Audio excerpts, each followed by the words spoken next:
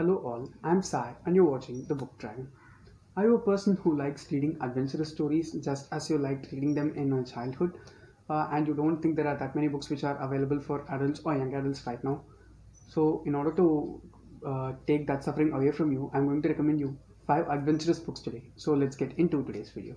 The first book that I'm recommending today is Tunnels by Rodrick, Gordan and Brian Williams. Now this is not a very famous series, but it is young adult and it is between middle grade and young adult, and it is very much fun to read about.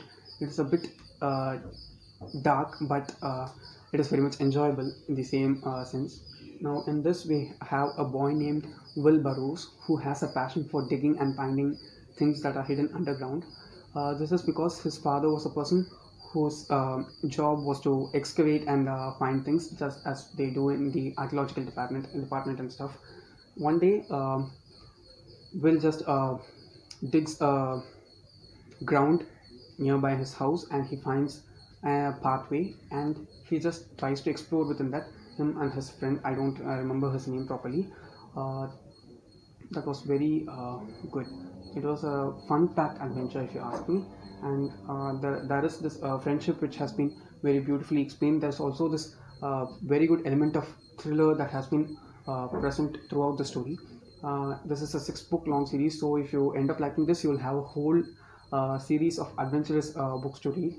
I have the first 2 books alone, this one and the second one named Deeper. I have not read that yet because it is a big book, and I've also heard that after this one, all the other books in the series are very big. If it's intimidating for you, you can try with this series because it is slow, but it is very much worth reading if you ask me. And also, this copy of mine is signed. I bought this as a second-hand book from bookstore, and I just got a signed copy. I think I was lucky then. The second one which I am recommending today is an Indian series, Indian trilogy, and it is the Kalki trilogy by Kevin Missal.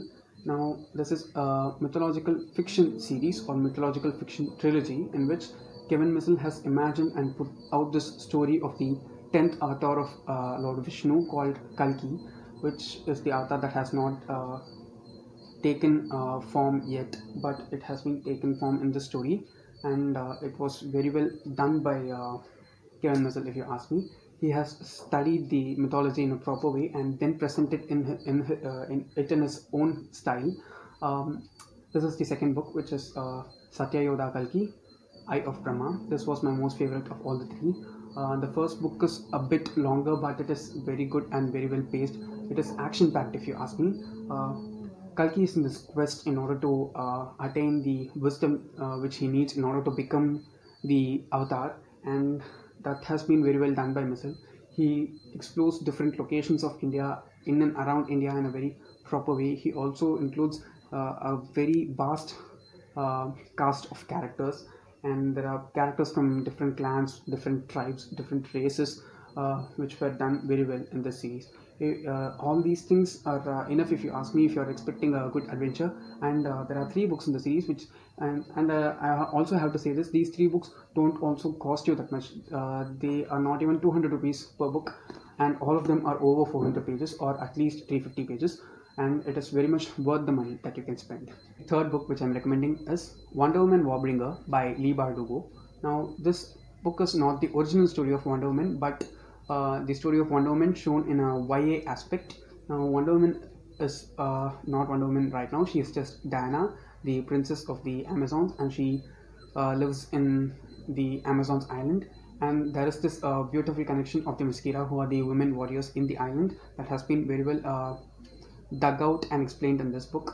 And in this we have the opposite role of the pairing or the friend of Diana, who's Alia. That is a girl from New York, and she is prophesied to be the Warbringer. That is, as she is born, or the presence of her in different places can bring out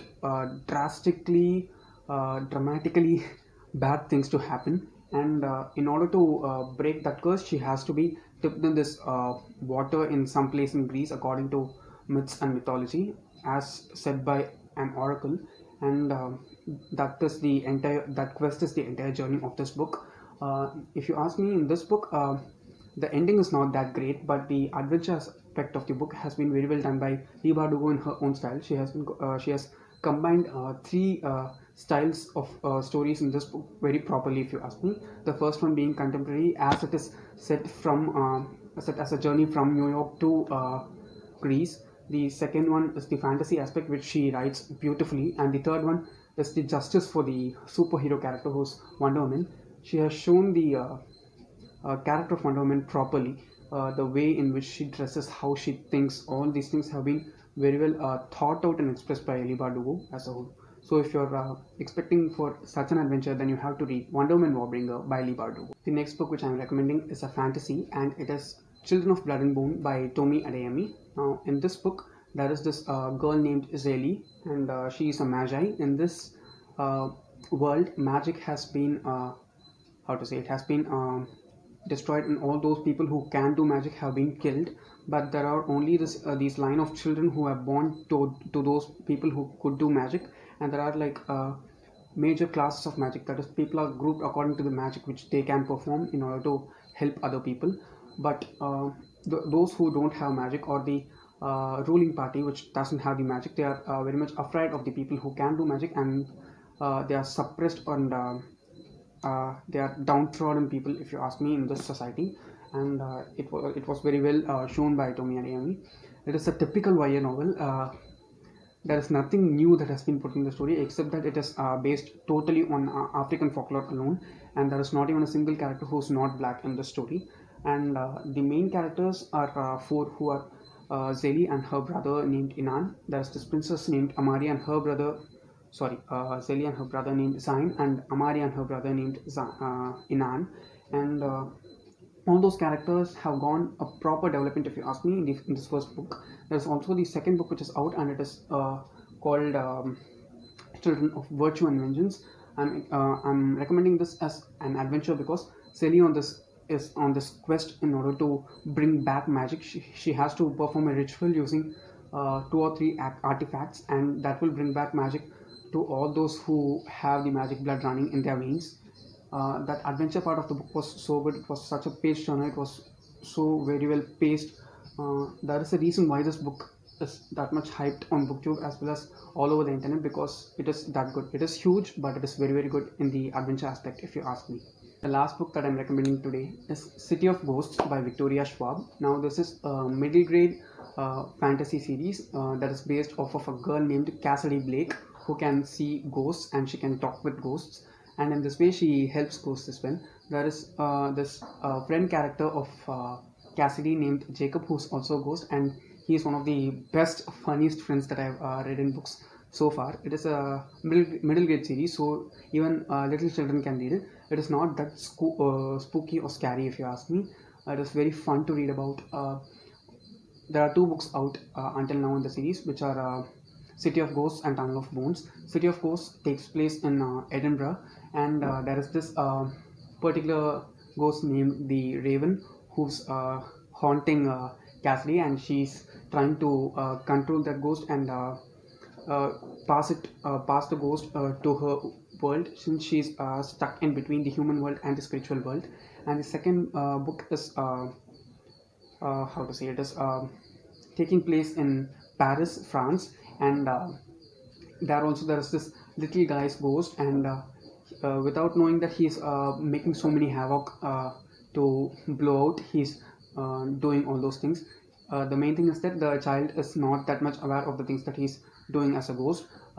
Cassidy tries to bring that down and also try to pass him also into the spiritual world from this border between the physical and spiritual worlds. These 2 books are so well handled. They are short, they are easy to read, and above all that, the ghostly adventure of Cassidy and Jacob together in tackling all these difficulties in Cassidy's life are a delight to read. So these are all the books which I recommend as good adventures to read if you're looking for them. If you found this video enjoyable and informative, don't forget to give it a thumbs up and also share it to your friends. If you want to get more content from me, do subscribe to the channel. Thanks for watching.